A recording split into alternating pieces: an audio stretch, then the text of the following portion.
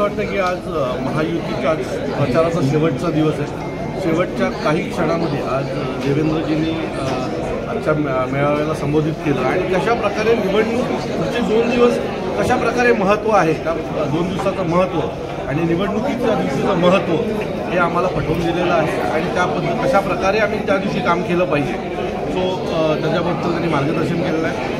प्रचार उत्तम झाला.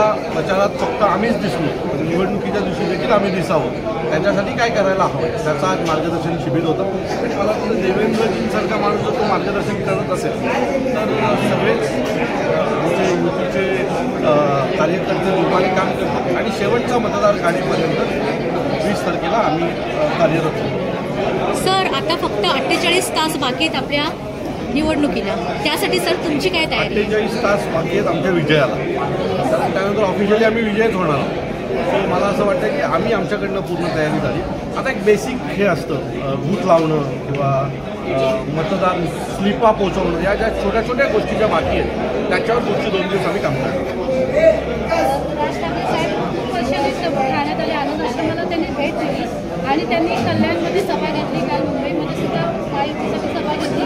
त्याचा परिणाम निश्चितच निकाल पडेल. आम्ही जर काल मोदी साहेब आहेत देशाचे पंतप्रधान आहेत, फायद्याशिवाय येणार आहेत त्या व्यासपीठावर.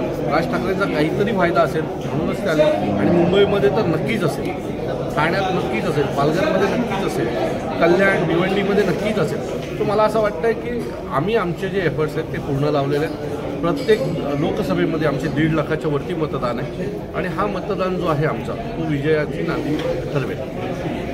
धन्यवाद.